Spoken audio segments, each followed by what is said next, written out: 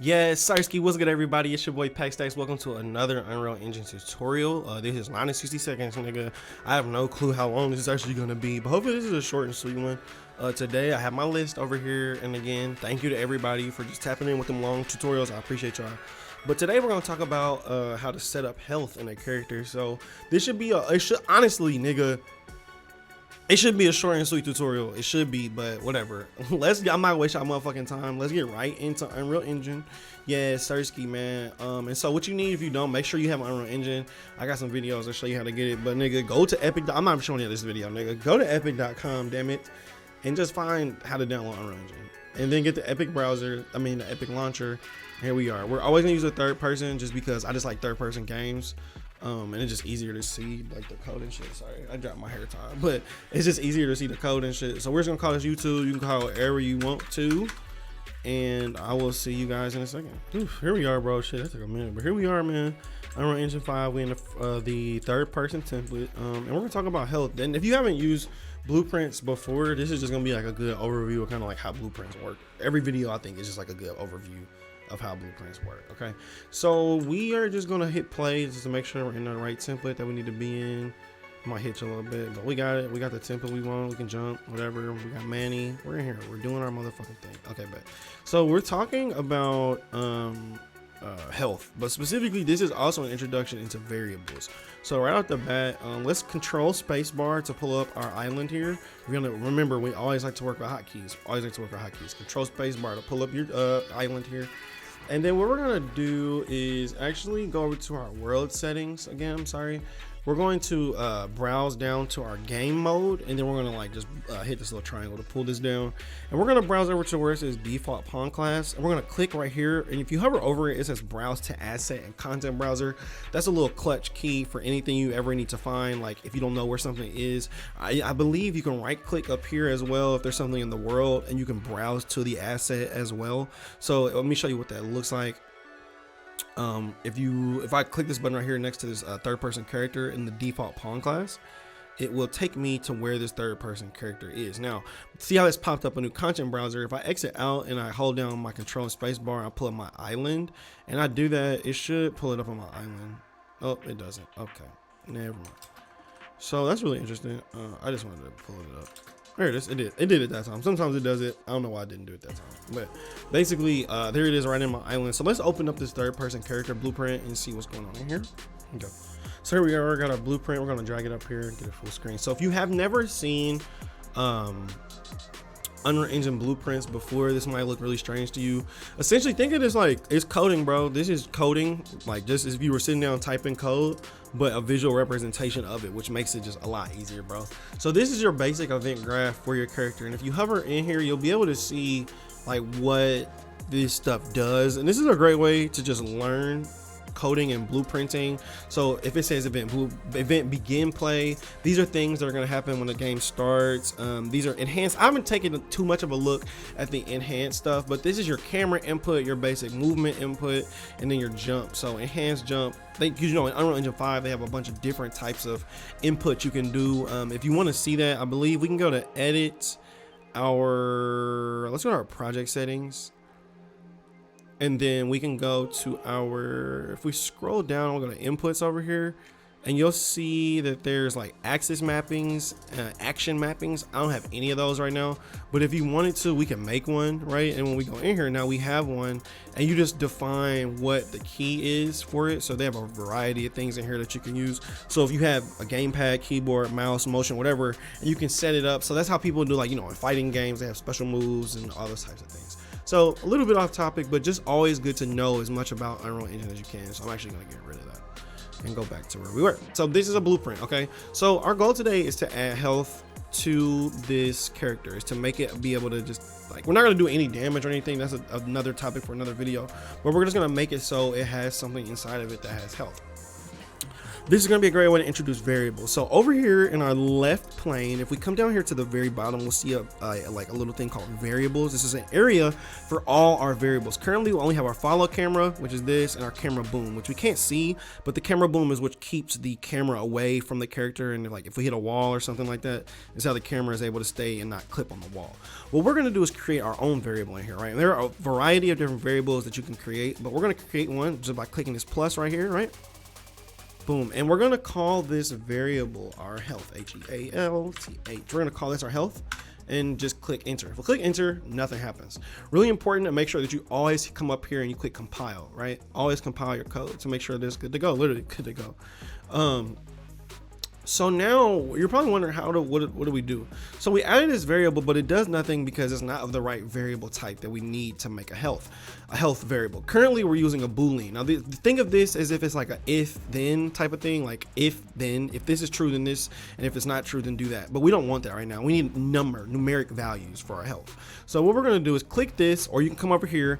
If you click on this specific thing or this little thing in this plane right here, this is going to open up this details pane or plane, whatever you want to call it, details pane right here, which will give you details about whatever variable you're clicked on. So we have this variable right here. It's going to give us the details for it, and the details and whatever events are available as well. So we're going to come back to our health variable, okay?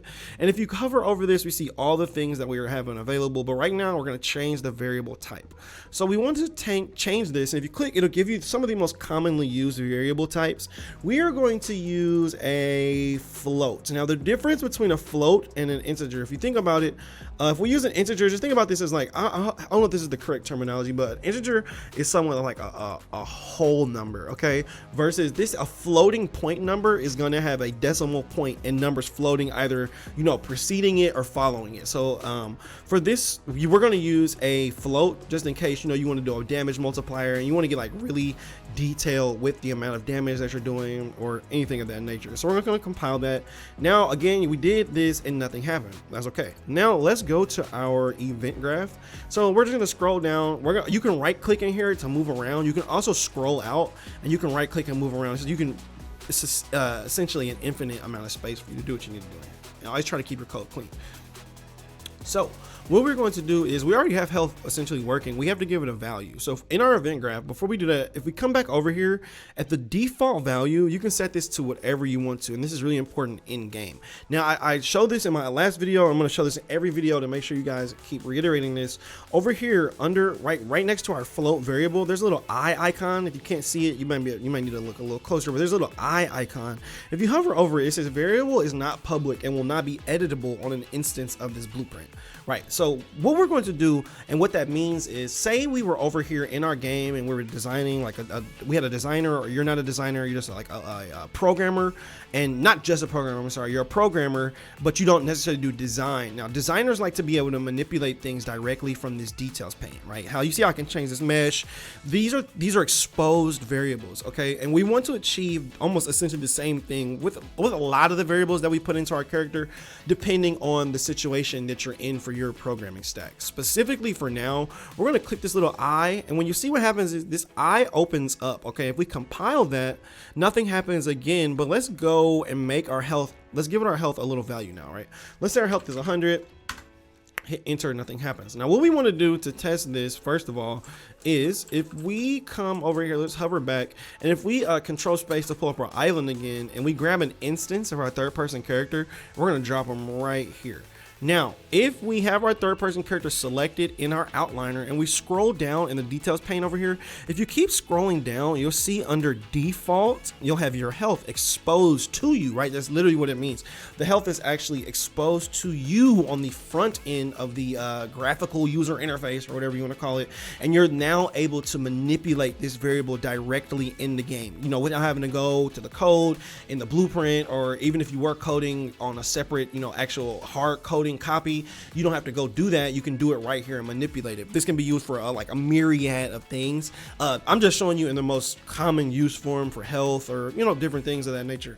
So we have our health variable set up, and we can change it however we want to, you know. So we have our health set up, and so a way to be able to test this and make sure that it's working, we can go ahead and delete this version of our character. We don't really need it.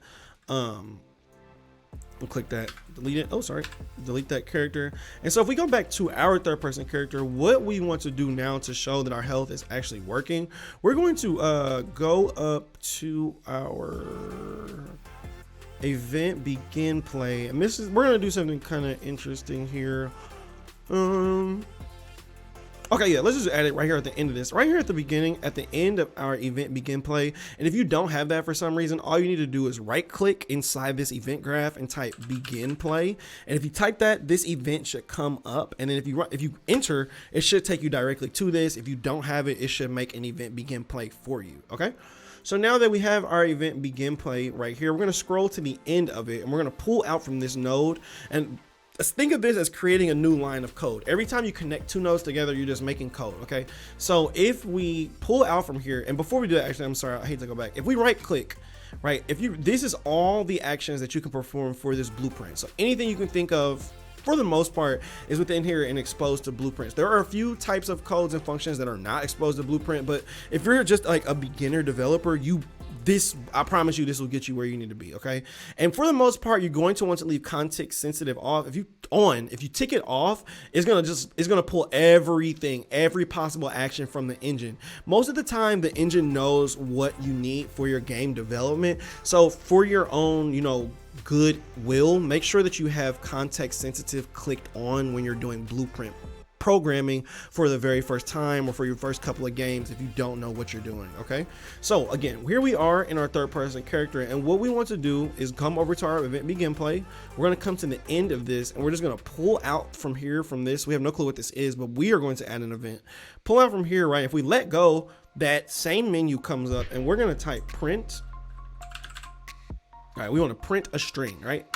Print string is your best friend. This is very similar in any coding language. I'm pretty sure in every coding language there's some form of a print string, and it helps you, to do something and then print a string to make sure that it's working, okay? Now, what we want to do, if we come over here to our health variable and we grab it, if you click directly on our health variable, right, we can drag it directly into our window of our event graph right here. If we let go, we're going to get two options, okay? We can either get our health or we can set our health. So let's first try to get our health and see what happens, okay? So we're gonna grab our health. We got it now, just like this. What we're going to do is we're going to take this health variable that we have, which is defaulted at 100, and we're going to pull out from here, giving us our value. And this green line is literally our 100 value, numeric value.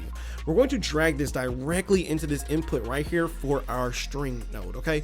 The cool thing about a lot of these things that Unreal Engine does is these are going to convert for you automatically, meaning you don't have to do a bunch of stuff to get it to convert, or in Python you have to put in like an int string, and you don't have to do that in here.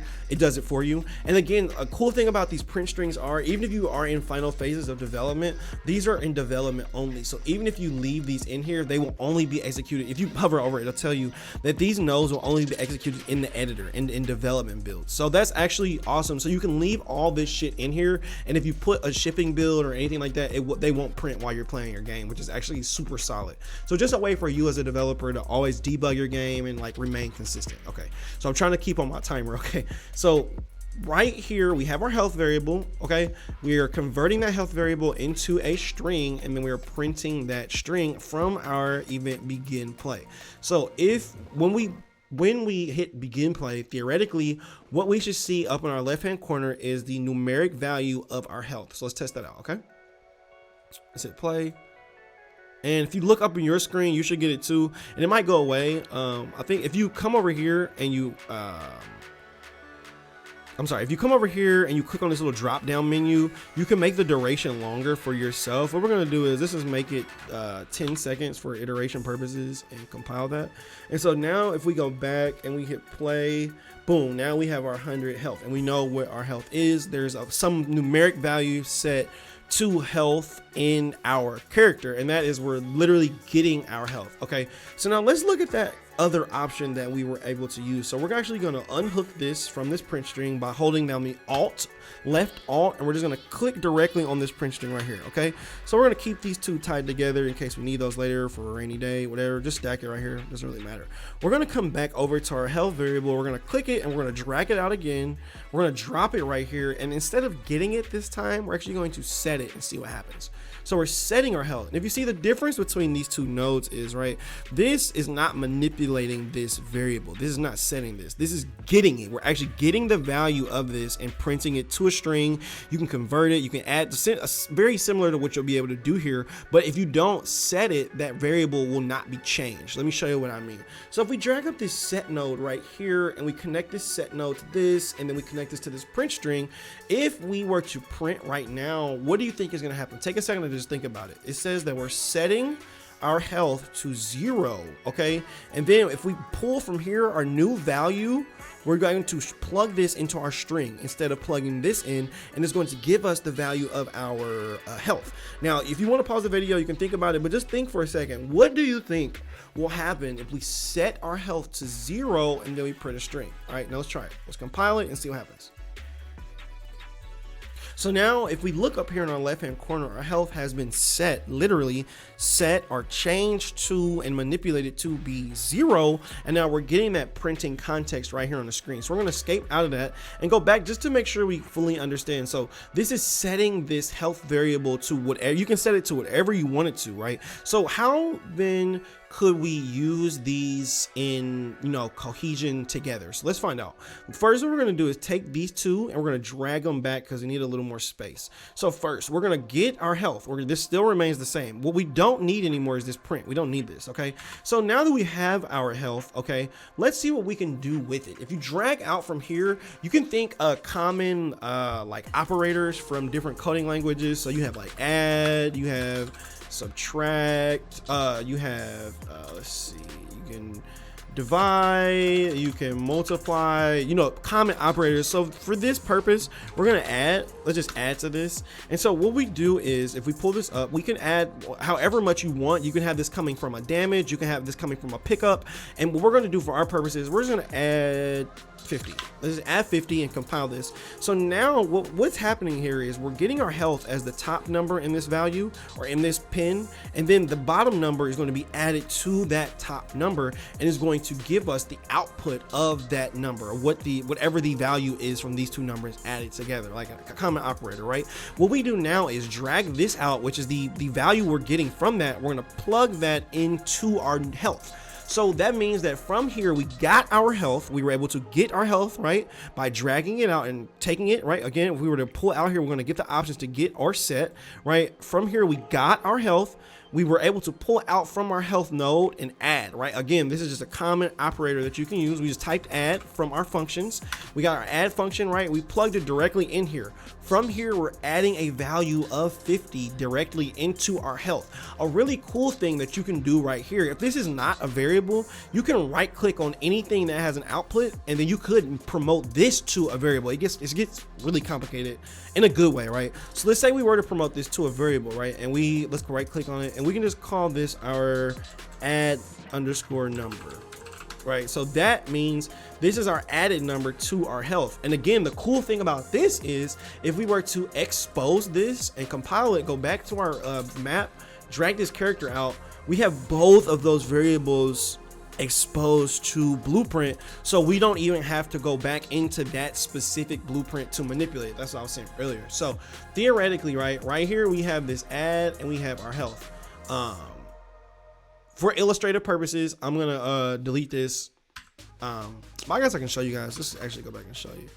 So we're gonna get that health, so value right now. So the health is 100. If we add 50 to it, we should see 150 printed twice because our character is gonna be there as well as this character that we dragged down. Let's see what happens. 150. Okay, it doesn't print twice. Okay. Well, it does not print twice. I don't know why it didn't print twice. Maybe it did. That's my bad. But you see the illustrated purposes of if I were to delete this, right, and come back over here and go to our, if you ever don't know where your default values are, meaning those values that we were changing, if you click class defaults up here, they're the same thing as being in the window over there. So if we wanted to change this to 100, right, and go back over here, compile, come back out here, hit play. Right, boom. So we got 200, and again, that should work. Let me make sure it's for my own purposes. Let's take this to 300 and hit compile, play. 200. What? Hold on. Let me make sure. What am I doing wrong, guys? Oh, it's failing. The cast is failing because there's no player controller on that. Okay, cool. So if there was a player controller on there, that would have worked. So the only details that it's getting is from mine because I'm the only one with an actual player controller. So that goes back to my other video, guys. That's awesome. If you go back to my other video and watch, we just talked about casting. That's a perfect example of basically how right here, you know, at the beginning of the game, inside that character is casting to make sure there's actually a player playing and utilizing that pawn, right? Because if not, it's not going to run any of this code. Perfect example. If we go back and we delete that, it's only going to get, let me delete that guy. We're only going to get the data that's coming from my character. So if we go back to our class defaults and we try that over here and we change it to 300, we should get 400 now. It's like doing math inside of a character, basically. Boom, we got 400, right? So this is essentially doing math or just showing you those common operators, how to set up health, and then from there, not only how to set it up, but how to manipulate it. So let's review what we did today, guys. So if we come back over here, this is very simplistic blueprinting code, right? We learned how to create a variable inside of our character called health. From that health variable, we were able to get it and add to it, right, with another variable that we created called our add number. Through this add node, right, that is a common operator for Unreal Engine, we then set our health by dragging it out and setting that variable equal to whatever our original health is plus our new inputted number. From there, we used our common printing string and we were able to manipulate our health. All right, guys, that right there is essentially, make sure I get my shit right. That is essentially, I didn't mean to clap so loud, but that is essentially how to set up health inside of a character using blueprint code pretty simplistically. We got that in under 30 minutes. So, you know, I want you guys to go back just to make sure you get a full understanding of that. But, you know, per usual, I appreciate you guys for being here. I hope this was helpful. Make sure you like and sub, and I'll see you guys on the next one.